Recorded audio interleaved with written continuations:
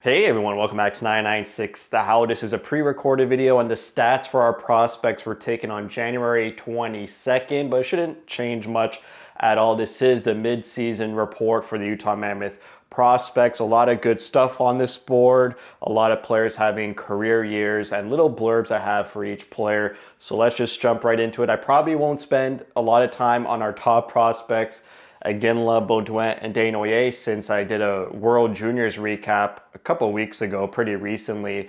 And, there's a lot of stuff about those individual players and how they play in that video. But Iginla is the top prospect on the board, playing in the Western Hockey League.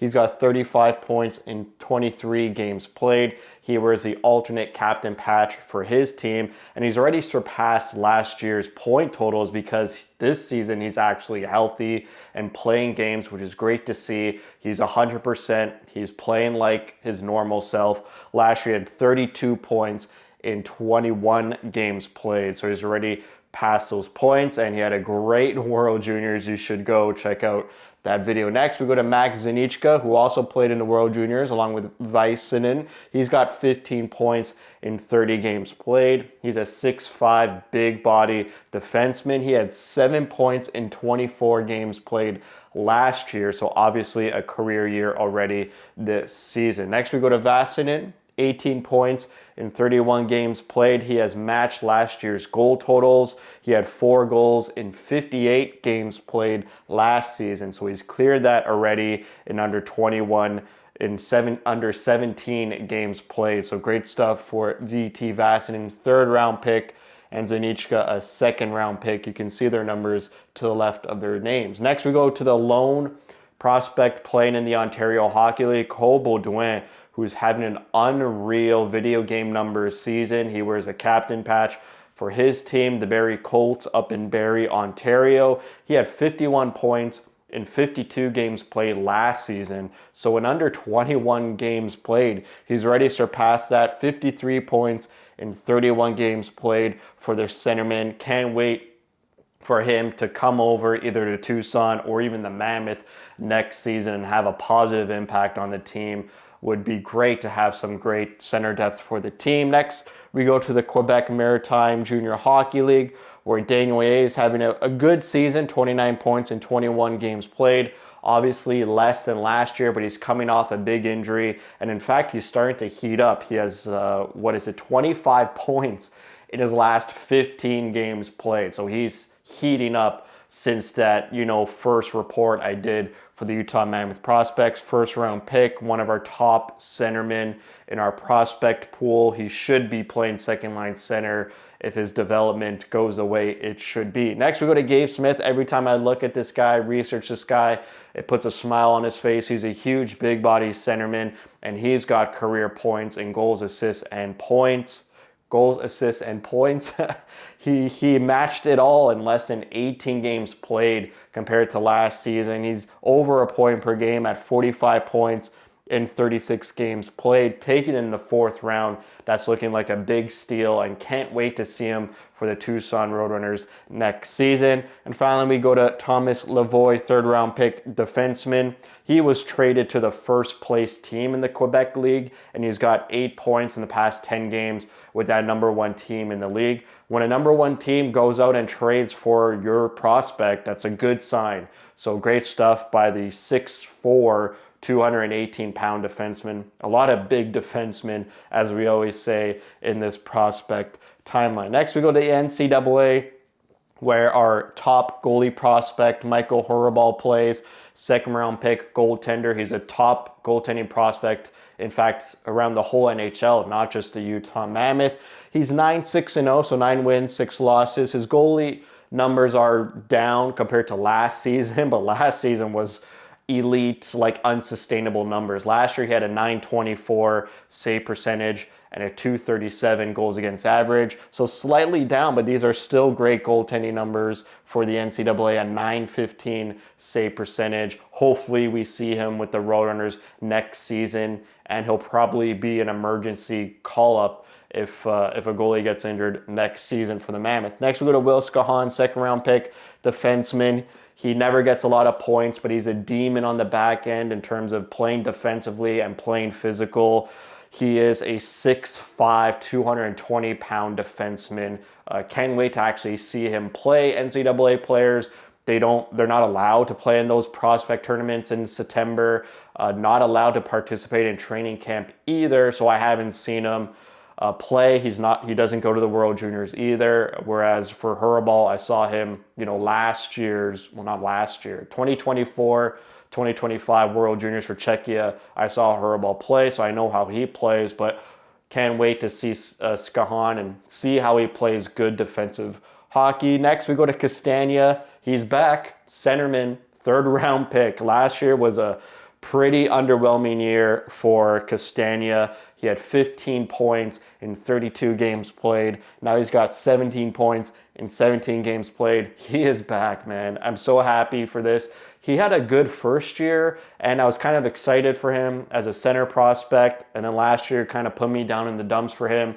But the fact that he's producing now, having a big impact for his team, so happy for that. He's got 14 points in his past 11 games. So great to see prospects get out of their ruts if they have a down year. Love that for Castagna. Next, we go to Tanner Ludka, who was injured last year like Iginla. He only played 8 games, so he's healthy. He's playing, and he's got 9 points in 18 games played. And then Matthew Morden has moved on. You could move from unlisted to on the board. And I know this report has a lot of unlisted, but Morden comes back onto the board. He's having a career year. He had 6 points in 31 games played last year, which is why he was unlisted. But this year he's got 10 points in 18 games played for the 6'4", 200-pound defenseman. Again, a huge big body defenseman.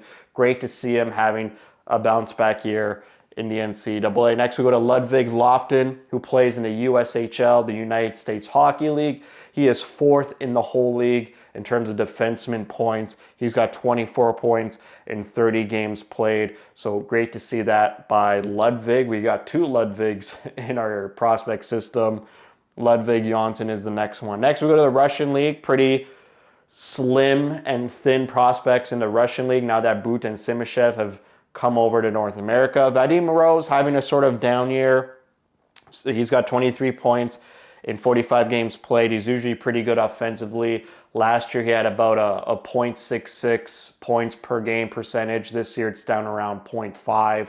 So slightly down increase. His teammates, they both play for Dynamo, is having a great year. 22 points in 38 games played. He is 3 points shy of last year's totals in under 27 games played less. Under 27 games played less compared to last year. So great improvement from Borakov. Both of them wingers. Both of them seem like offensively minded wingers, which you want and need in your system. Then we'll go to Finland and Switzerland. Ludwig Jonsson in Switzerland, 12 points, 34 games played. He's a shifty offensive defenseman, not a big body defenseman like much of the others we've already talked about. And Samu Bao has a career high in points. He had 10 points in 42 games last year. So now he's got 11 points in 42 games played. He is a 6'5" big body centerman like Gabe Smith. So hopefully he continues to progress in the Finland league. Alenko plays in the minor league in Finland, which is why he's unlisted. And goaltender prospect Ivan the goalie, not going to pronounce that last name. He is also in the minor leagues in the KHL, so he is unlisted as well. I can't fit everyone on this board. Then we go to Sweden. Gregor Byber, 4th round pick defenseman. He is 19 years old, playing in the top league in Sweden in the SHL, which is a great accomplishment for a young player. You rarely see 18, 19-year-olds play in the SHL, and he was playing in the SHL last year when he was 18. So he continues to play and develop in the top league in Sweden. Then Melker Thielen, goaltender, I was pretty hype on him last prospect video. His numbers have come back down to earth, and his wins and losses have come back down to earth as well. He had a 159 goals against average and a 934 save percentage the previous prospect video, which was I was so surprised and so high on him, but still he's doing okay, pretty okay goaltending numbers there. He's played in the SHL his first season in the top league. So maybe we see him come over to North America next season like Hurabal. Then we go to Czechia. Hradic, 8 points in 38 games played. And then we go to Hawk, 3 points in 27. And Czech, 3 points in 19 games played. Czech actually got demoted to the minors, but I had some room, so I left him in there. Czech from Czechia. Would like a little bit more from these 3 Czechia players. Stepin Hawk only has 1 point in the past 10 games. And Hradic, he reached his career high in goals, but the same amount of games. So he's kind of being the same as last year, and would like a little bit more production from him in the top Czechia league. These unlisted players, Zlinka, Thomas, they play in the NCAA. Never really hear much about them, and their stats are pretty bad. Ilya Fedotov, he was on the board, then came off the board. Second round pick, taking a few spots after Josh Doan and taking a few spots before Matthew Nyes. That was a very long time ago, and he's still in Russia, never coming over. And, you know, a missed pick, as I would call it, when you see Matthew Nyes picked shortly after Fedotov.